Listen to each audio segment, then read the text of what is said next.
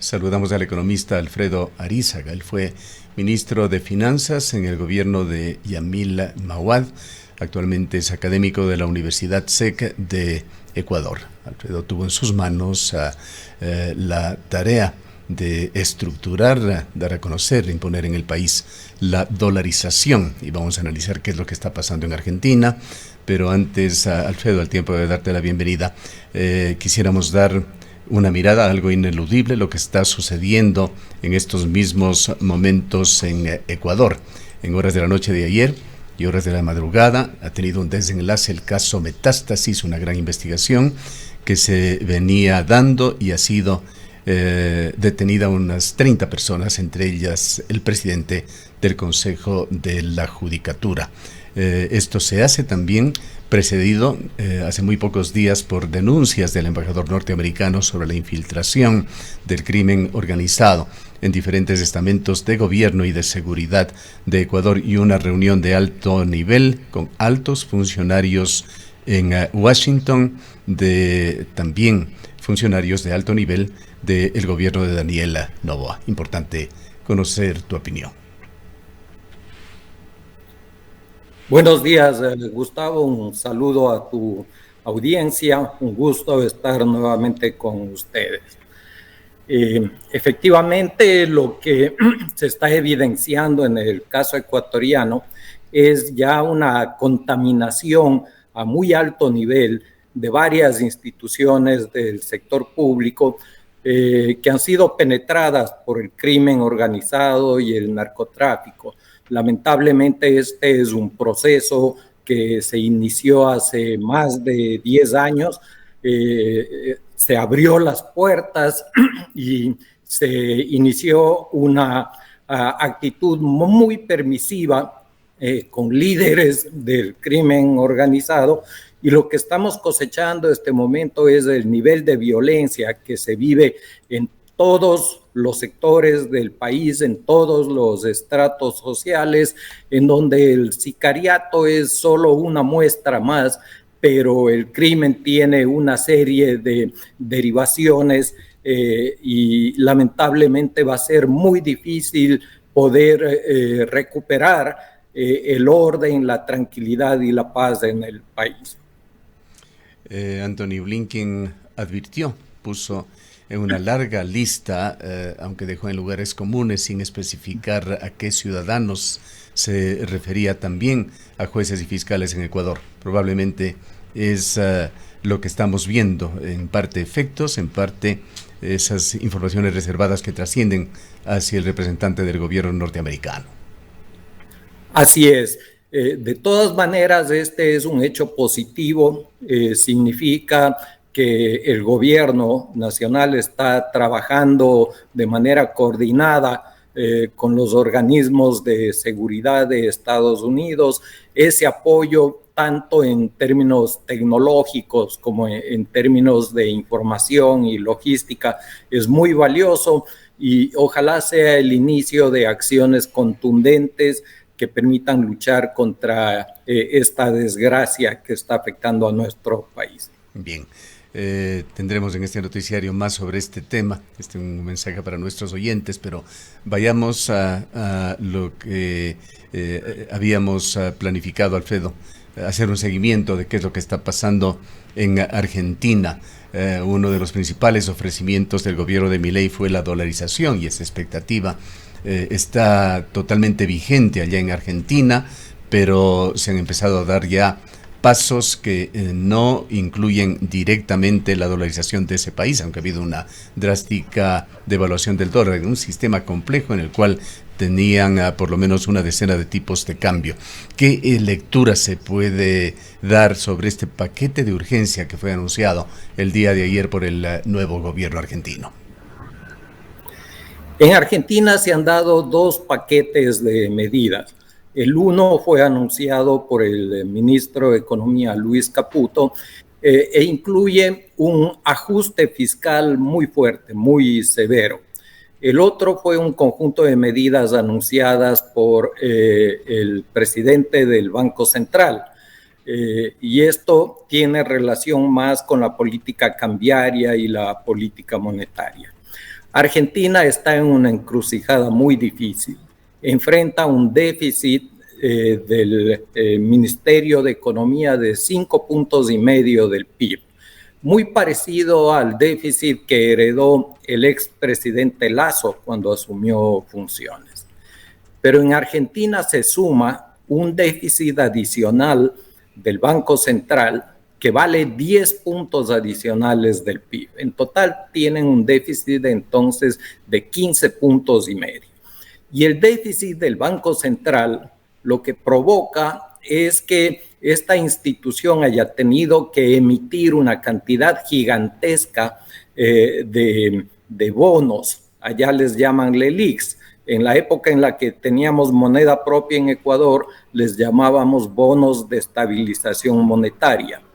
Y había otro instrumento que eran los mini-BEMS.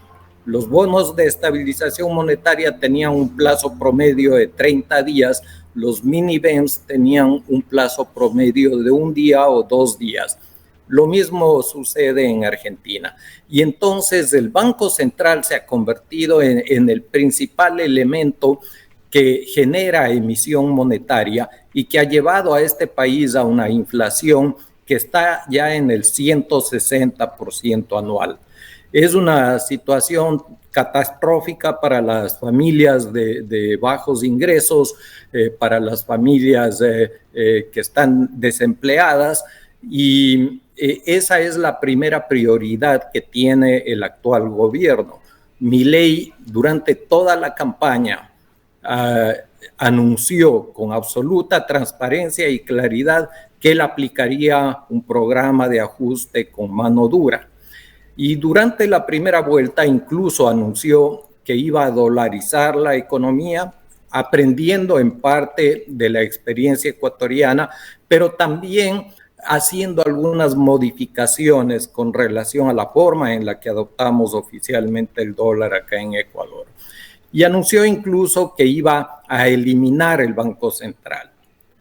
Cuando se vino la segunda vuelta, Milei se dio cuenta de que necesitaba el apoyo político del partido del expresidente Macri y de la candidata Patricia Bullrich. Y para poder obtener ese apoyo político, tuvo que renunciar a la propuesta de dolarización que no era compartida por estos actores políticos y se ha ido por un plan de ajuste de corte más tradicional, parecido a los programas de ajuste que teníamos en Ecuador antes de que adoptemos el dólar. Alfredo, antes de ingresar en los detalles de este reajuste que se ha dado en el plan y en el camino a seguir, ¿fueron temas de carácter político los que motivaron el cambio y la nueva decisión, orientaron de otra manera esta decisión de Milei, y esto tenía que ver también con la aprobación que requería el gobierno para una eventual dolarización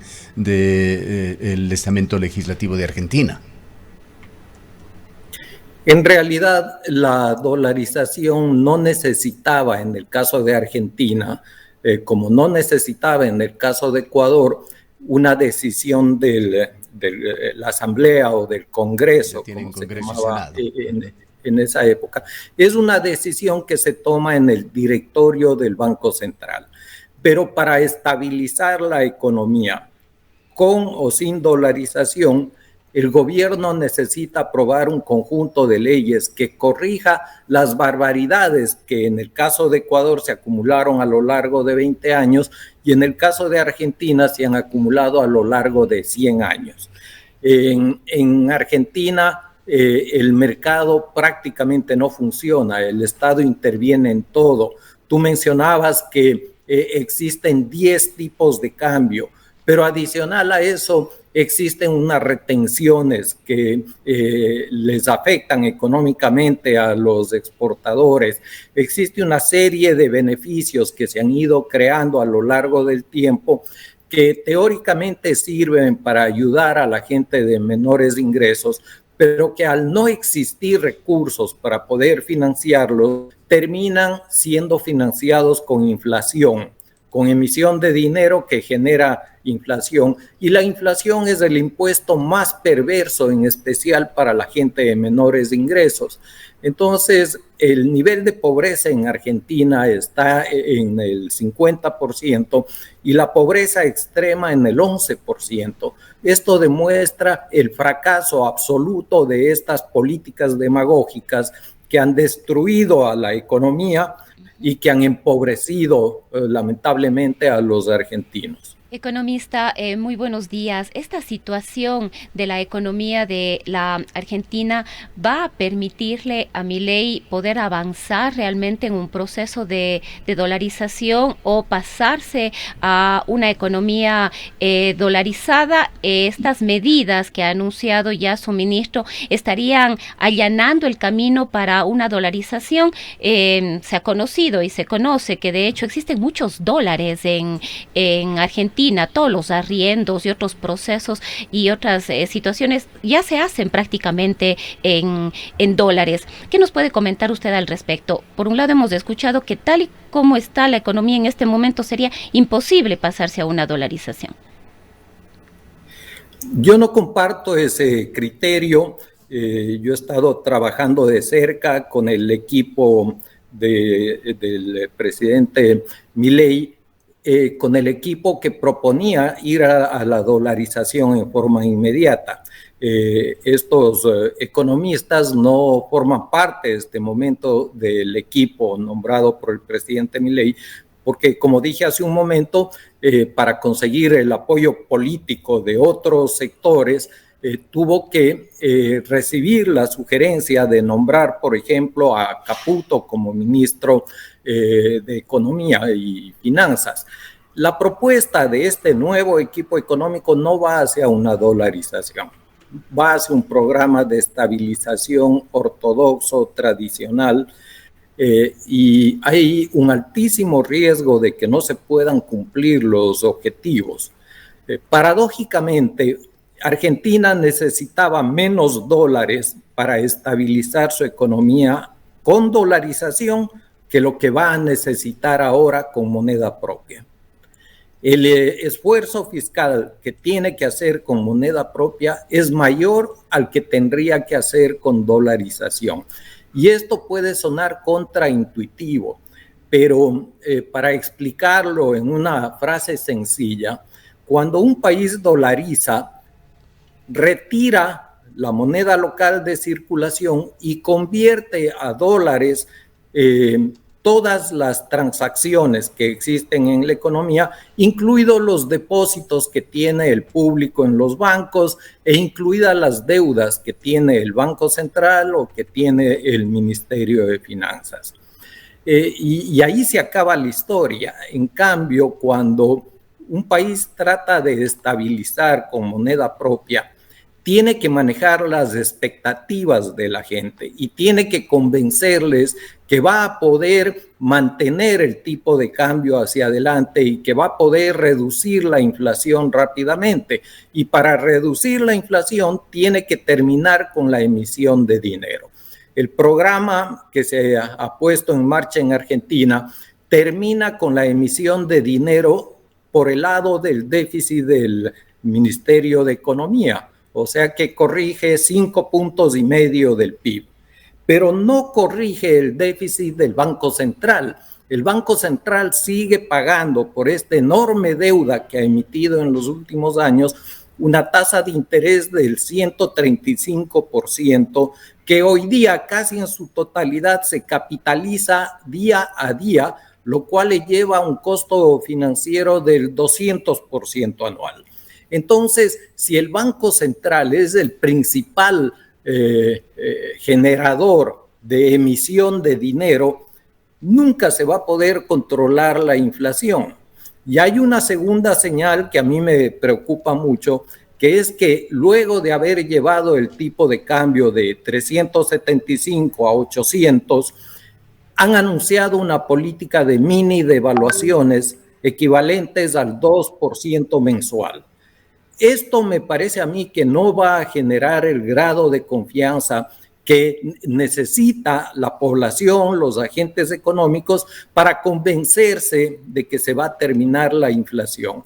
Y según cálculos que hemos hecho con algunos economistas argentinos, tememos que hacia el mes de junio o julio Argentina esté experimentando una inflación del 500% anual, lo cual es ya definitivamente un proceso de hiperinflación. Para entender y dimensionar sobre todo el problema argentino, pues Argentina en su economía poco tiene de comparable con Ecuador. ¿Cuál es el tamaño del PIB argentino? Cuantitativamente, ¿cuánto es aproximadamente? Si es que se calcula al nuevo tipo de cambio de 800, el PIB de Argentina es 3 veces el PIB de Ecuador.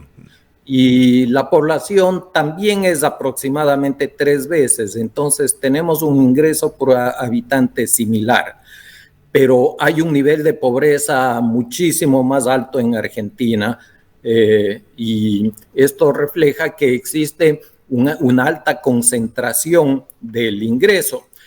Ustedes me preguntaban cuál es el monto de dólares que existe en manos del público.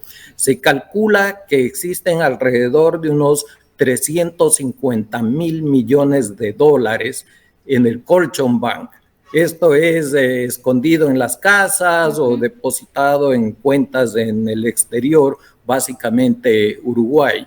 La Argentina está informalmente dolarizada en una serie de aspectos. Por ejemplo, todas las transacciones de bienes raíces, compra-venta e incluso arriendo se pactan en dólares y se pagan físicamente en dólares.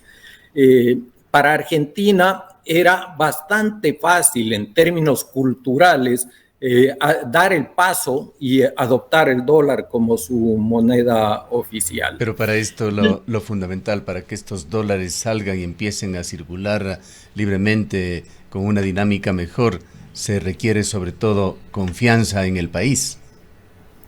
Exactamente, se necesita la confianza que yo temo lamentablemente no va a generar el conjunto de medidas, no por el lado fiscal, porque es un programa bastante detallado, explícito y que llevaría de un déficit de 5,5 puntos, como he dicho, del PIB en este año a un equilibrio fiscal en el año 2024. Pero el problema principal, que es el déficit del Banco Central, no ha sido resuelto y continúa generando una distorsión muy grande en la economía argentina. Ahora, tú has señalado que la inflación podría llegar al 500% y eso ya es hiperinflación. Caputo y el propio presidente Milei y otros funcionarios han hablado ya a manera de anticipo y de disculpa de tiempos más duros que van a llegar a Argentina. Además de la hiperinflación, ¿qué otros fenómenos podrían darse antes de que pueda, ojalá, concretarse lo que aspira el gobierno con su nueva estrategia económica a estabilizar de mejor manera esa economía? Dentro del paquete de medidas fiscales, el gobierno argentino ha anunciado que no va a hacer nuevos incrementos salariales y no va a hacer nuevos incrementos de pensiones de jubilados. Con el nivel de inflación que estamos proyectando, esa gente se va a empobrecer de manera muy profunda. Y yo creo que existe un altísimo riesgo de que la conflictividad social se incremente en Argentina y que entren en una etapa de violencia, en una etapa de mucha inestabilidad política, más aún cuando ya los sindicatos de trabajadores que son afines al peronismo y al kirchnerismo han anunciado que estarán en las calles peleando contra este paquete de medidas. No existe unanimidad en Argentina que vea con buenos ojos lo que el gobierno ha anunciado. Y ustedes saben que no es que se necesita 50% de la población para que salga a las calles y armar el caos. Con 10 o 15% de la población, un gobierno se vuelve inviable. Entonces, este es un efecto no deseado, pero va a ser un efecto inevitable porque la inflación con un programa ortodoxo no cede a una velocidad suficientemente rápida. La experiencia nos ha demostrado que solo la dolarización puede presentar resultados en un periodo relativamente corto y lamentablemente Argentina no se fue por ese camino. Una pregunta que tiene mucho de especulativo, Alfredo, pero considerando que tú estás en contacto con economistas y con expertos argentinos, ¿habrá Milei y su equipo de gobierno previsto el costo político de este cambio, de esta reorientación que ha dado a su proyecto de dolarización? Yo creo que el presidente Milei le está dando una última oportunidad a los economistas tradicionales para que pongan en práctica este programa ortodoxo de estabilización.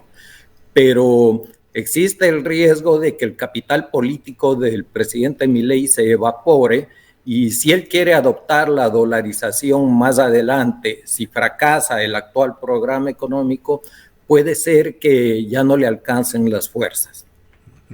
¿Y qué pasó mientras tanto con ese equipo de expertos que venía dialogando con otros expertos y tratando también de aprender, de absorber algo del proceso de dolarización de Ecuador? ¿Han quedado ellos por lo menos en el congelador o quedaron ya a lo mejor distanciados del nuevo gobierno?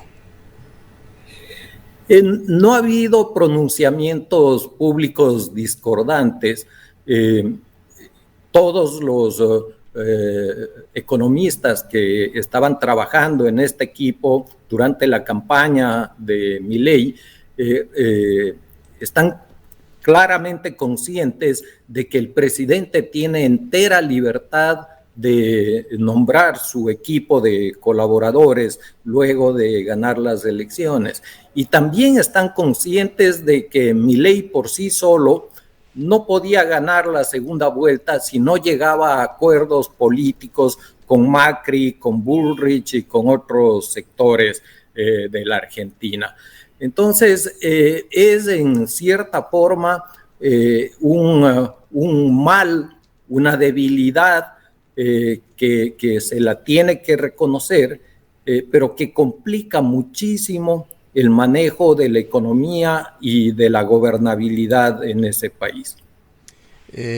Aunque has hablado ya de varios elementos, Alfredo, de lo que se ha anunciado en Argentina y de lo que se viene en el futuro inmediato, ¿cómo se podría describir esta nueva hoja de ruta de Milei hacia la estabilización de la economía? ¿Y cuándo?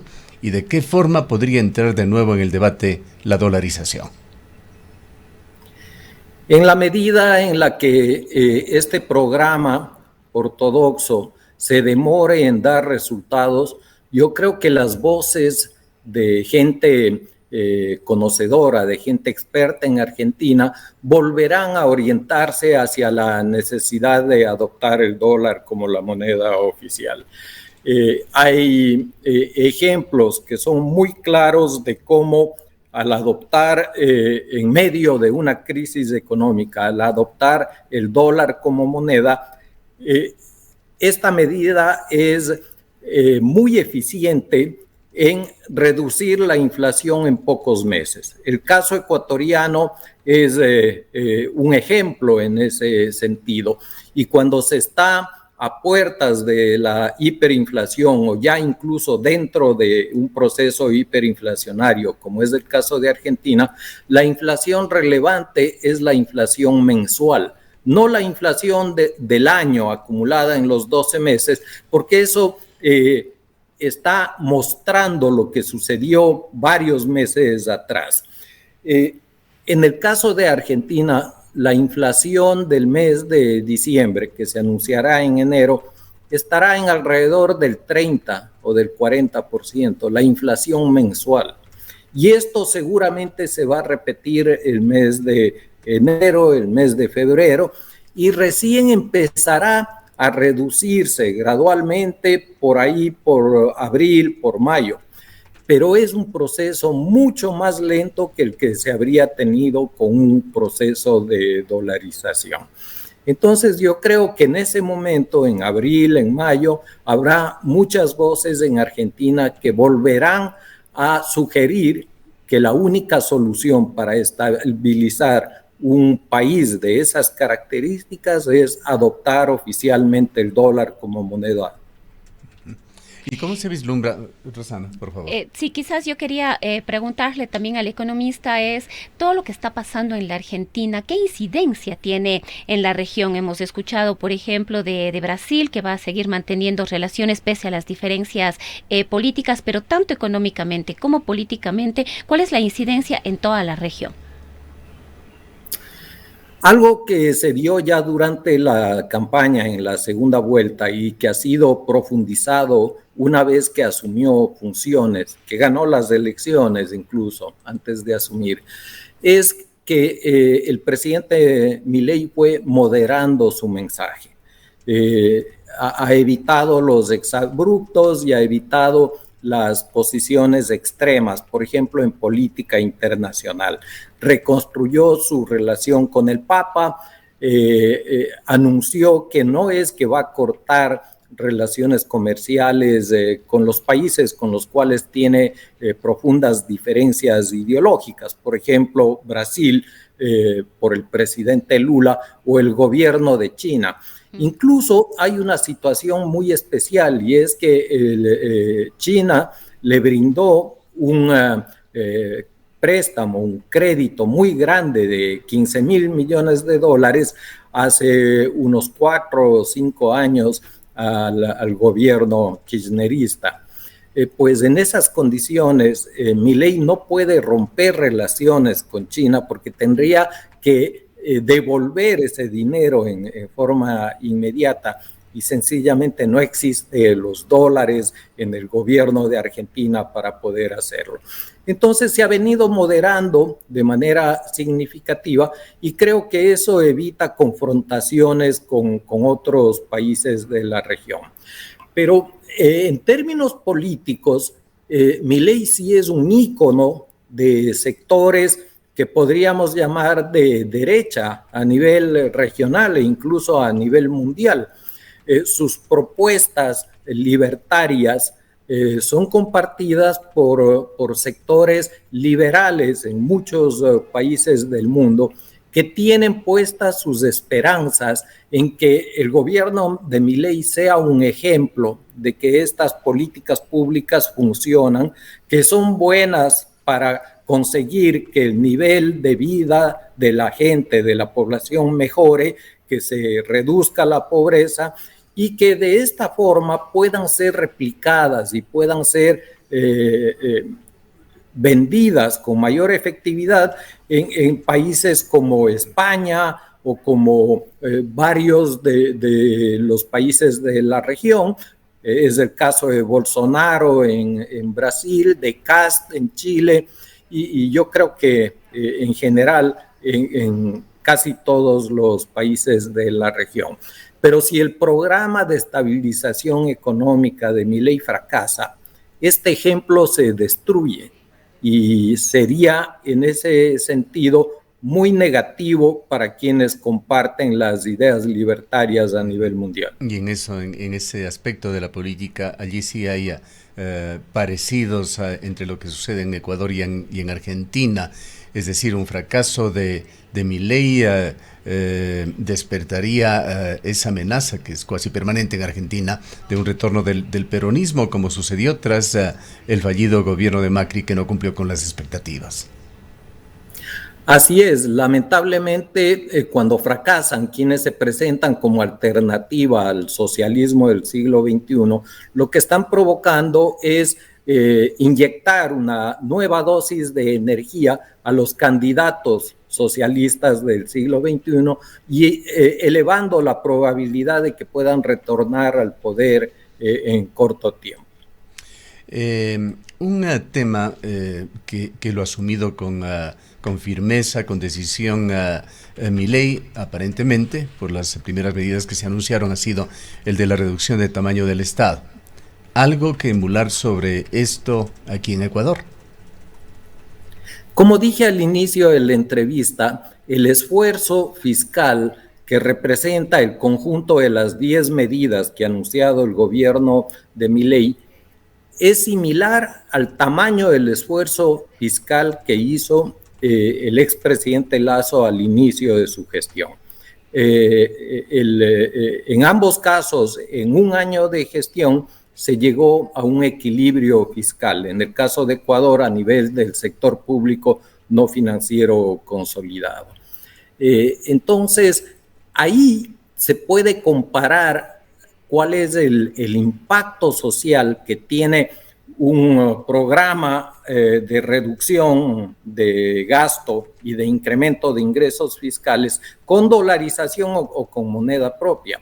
En Ecuador, ese esfuerzo fiscal le costó mucho de la popularidad al expresidente Lasso, pero no tuvimos una reacción social como la que posiblemente veamos en Argentina, donde además de la reducción de gasto, la reducción del tamaño del Estado, funcionarios públicos a quienes no se les renueva sus contratos, el congelamiento de las pensiones jubilares. Además de eso, se va a vivir un proceso hiperinflacionario.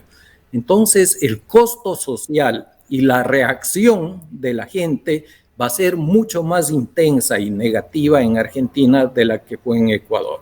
Lamentablemente, en la segunda parte de su mandato, hasta llegar a la muerte cruzada, el expresidente Lasso cambió a su equipo económico y se dio inicio a una etapa de fuerte incremento del gasto fiscal, nuevamente tratando de recuperar la popularidad, pero no le funcionó. Esta fue una tremenda equivocación del expresidente Lasso porque desordenó el manejo fiscal y no obtuvo nada en términos políticos. Entonces, el presidente Noboa ha heredado una situación fiscal muy crítica en el caso ecuatoriano porque no existe liquidez para poder enfrentar los gastos que está obligado a realizar el gobierno. Ya en el mes de noviembre, para completar el monto de salarios, remuneraciones a servidores públicos, tuvo que tomar 150 millones de dólares de las reservas del Banco Central.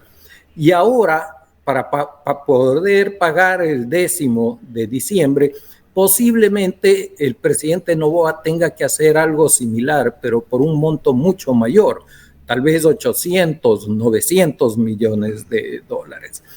Esta es una estrategia totalmente equivocada porque pone en riesgo la estabilidad de la economía ecuatoriana, pone en riesgo la dolarización. Y la única forma de evitar que entremos en serios problemas es o que se reduzca el gasto del Estado o que se tomen medidas que permitan incrementar los ingresos. Y yo no veo en la Asamblea el acuerdo político como para tomar medidas impopulares, por ejemplo, elevar el impuesto al valor agregado. Yo creo que es imposible que el correísmo y el Partido Social Cristiano puedan apoyar una iniciativa del gobierno en ese sentido. Entonces, lo único que le queda al presidente Noboa es ir por una focalización de subsidio a los combustibles, que es una medida que depende exclusivamente de la presidencia de la República. Pero todos sabemos la oposición que existe de distintos sectores políticos para este tipo de medida. El subsidio a los combustibles en el Ecuador tiene una magnitud absurdamente elevada, porque no solamente se subsidia los combustibles importados, eso cuesta 3.500 millones de dólares al año. también se subsidian los combustibles que se producen en el país. Y ahí el subsidio llega a una espeluznante cifra de 7,000 millones de dólares al año. Imagínense lo que podría hacer el Ecuador si es que focaliza, no digo que elimine totalmente, que focalice este subsidio. Hoy día existe tecnología que permitiría dejar el precio actual de los combustibles al sector del transporte de pasajeros, de carga, para que no haya un impacto inflacionario, y puede ser a segmentos de la población de bajos ingresos. Pero ahí están los recursos para poder corregir el grave problema de iliquidez, el problema fiscal que tiene el gobierno. Sin embargo, la reacción de estos grupos radicales que se oponen a esta medida, entre ellos algunos líderes del movimiento indígena, hacen que una decisión de este tipo sea prácticamente un suicidio político.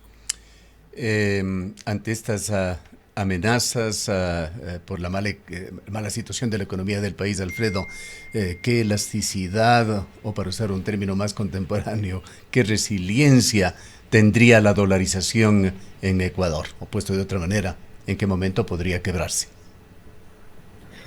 Si el gobierno del presidente Noboa toma ahora en diciembre para pagar los sobresueldos 800 o 900 millones adicionales de las reservas, todavía no estamos en un momento crítico, porque las reservas del Banco Central se habían recuperado de manera importante. Y si es que al tomar este monto de dinero anuncia un programa económico que sea creíble en lo fiscal, como es la parte fiscal del programa del presidente Milei, yo creo que no se debilitaría la confianza de los agentes económicos en el Ecuador. Pero si es que no hay medidas que corrijan la situación fiscal en el Ecuador, y en enero y en febrero el presidente Noboa tiene que volver a tomar más dinero de las reservas del Banco Central, vamos a un callejón sin salida. Y eso se empezará a sentir en desconfianza de los agentes económicos, se empezará a sentir en retiro de depósitos de las instituciones financieras, y ya sabemos cómo termina una historia de este tipo. Bien, para redondear este diálogo, Alfredo, hay un dato que recién se lo está conociendo con respecto a Colombia. Allí la popularidad del presidente Petro está en caída, en picada. Un 66% de consultados en una última encuesta desaprueba su gestión, apenas un 26% lo aprueba. Esto coyunturalmente le viene bien a Milei en estos temas de la geopolítica, pero también nos recuerda lo efímero que es la popularidad política, y eso nos lleva también a pensar en el ritmo con el que tiene que actuar el gobierno ecuatoriano, el de Daniel Noboa. Así es, no hay nada más efímero que el poder político, y dentro del poder político la popularidad. Dicen que quien construye sobre la popularidad construye con cimientos de arena. Entonces, acá la única solución es enfrentar con seriedad la grave situación fiscal que ha heredado el presidente Noboa, y que pueda presentar un plan económico creíble, que hasta el momento no lo tenemos. Bien. Muchísimas gracias, Alfredo, por habernos acompañado. Gracias, un gusto, Gustavo. El economista Alfredo Arízaga fue ministro de Finanzas en el gobierno de Yamil Mahuad, es académico de la Universidad SEG en Ecuador. Son las 8.